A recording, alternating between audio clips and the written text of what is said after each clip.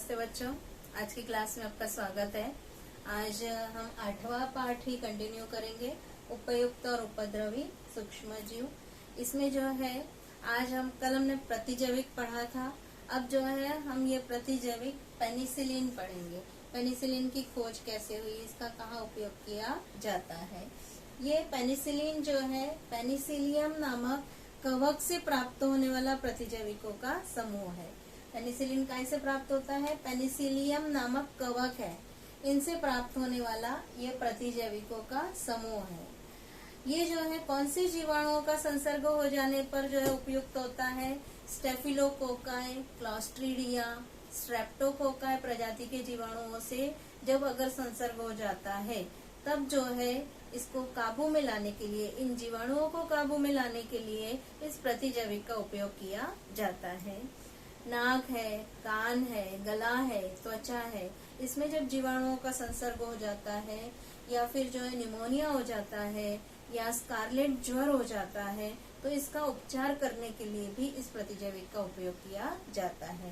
Penicillium युक्त ही जो है औषधियां उपयोग में लाई जाती है। अब हम जो है इस पेनिसिलिन की खोज कैसे हुई। पेनिसिलिन की खोज बच्चों अलेक्जेंडर फ्लेमिंग नामक वैज्ञानिक ने की। और अलेक्जेंडर फ्लेमिंग जो है जब प्रयोगशाला में जो है अपना प्रयोग कर रहे थे, प्रयोगशाला में उन्होंने एक कांच की प्लेट ली थी। कांच की प्लेट में जो है उन्होंने अलग अलग जीवाणु और फफूंदियों की वृद्धि कर रखी थी और उसका वो निरीक्षण कर रहे थे। 3 सितंबर 1928 को जब फ्लेमिंग स्टेफाइलोकोकस जीवाणुओं का निरीक्षण कर रहे थे तब उन्होंने उस प्लेट में, उस तश्तरी में जो है एक विलक्षण चीज देखी, एक आश्चर्यजनक चीज देखी।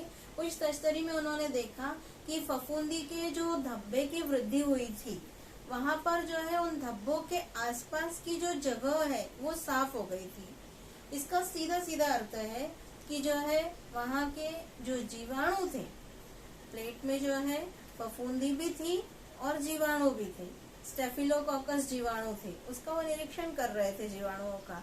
तब उन्होंने एकदम अचानक क्या देखा कि फफूंदी के धब्बे तो है लेकिन उसके आसपास की जगह जो है क्या है, वो साफ हो गई है।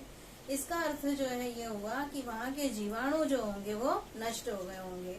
ये उन्होंने अध्ययन किया और जो है उन्होंने ये सिद्ध किया और ये एक अनपेक्षित घटना थी जिसके कारण विश्व का पहला जो है प्रतिजैविक पेनिसिलिन का जन्म हुआ। पेनिसिलिन का इस तरह से जन्म हुआ। ये एक पहला प्रतिजैविक था। इसके कारण जो है असह्य रोग, जो कि जो है रोगों का पता ही नहीं लगता है और जिसके कारण मृत्यु हो जाती थी लोगों की, और उन रोगों से जो है हमारी जान बचाने वाले ये प्रतिजैविक की खोज करने वाले वैज्ञानिक अलेक्जेंडर फ्लेमिंग के हमेशा हम ऋणी रहेंगे ना बच्चों। हम उनका जो है चित्र देखते हैं, फोटो देखिए, पहचानिए अलेक्जेंडर फ्लेमिंग को। ये है बच्चों डॉक्टर अलेक्जेंडर फ्लेमिंग, जिन्होंने पेनिसिलिन प्रतिजैविक की खोज की थी।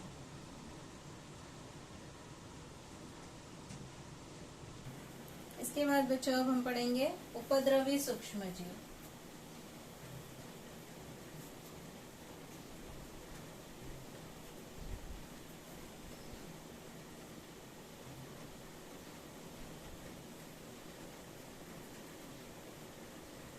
उपयोगी सूक्ष्मजीव हम पढ़ चुके हैं, अब है उपद्रवी सूक्ष्मजीव। उपद्रवी सूक्ष्मजीव में जो है कवक, पहला क्या है? कवक। कवक जो है हमने पहले भी पढ़ा, ये उपयोगी में भी आता है और उपद्रवी में भी आता है। आपने बच्चों देखा होगा कि बरसात के दिनों में जो चमड़े की वस्तुएं होती हैं, जूते हैं या चप्पलें हैं, बैग्स हैं, बेल्ट है, वह जो है क्या होता है, उसके ऊपर एक सफेद सी परत जम जाती है।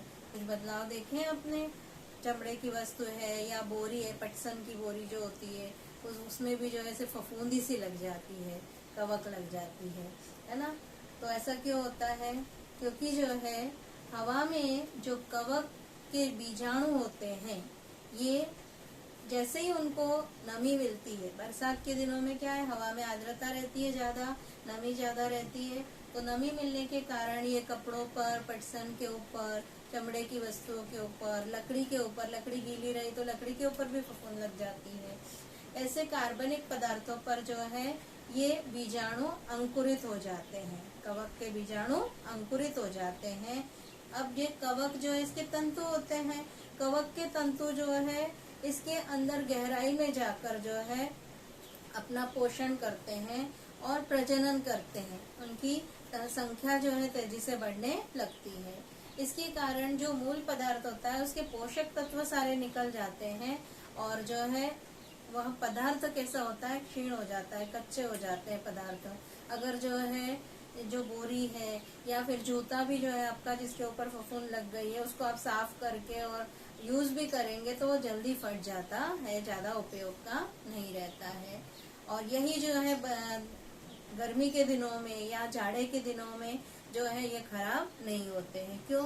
क्योंकि जो है इन कवकों को प्रजनन के लिए जो है आर्द्रता की आवश्यकता होती है और थोड़ी ऊष्मा की आवश्यकता होती है। ज्यादा गर्मी में भी इनका प्रजनन नहीं हो पाता है और ज्यादा ठंड में भी उनका प्रजनन नहीं हो पाता है, जिसके कारण उनकी वृद्धि रुक जाती है। और इसीलिए जो है बरसात के दिनों में ये कवक जो है जल्दी जल्दी बढ़ते हैं और पदार्थ खराब हो सकते हैं।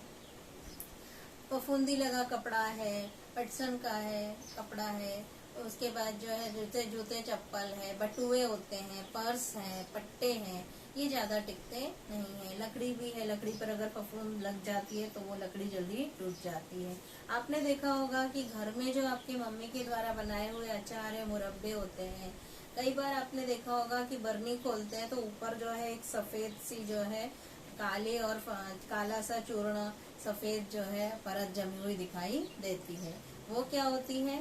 कवक की होती है बच्चों। अचार मुरब्बे इनमें जो है नमी ज्यादा होती है, नमी के कारण जो है कवकों की जो है प्रजातियों की इसमें वृद्धि होने लगती है।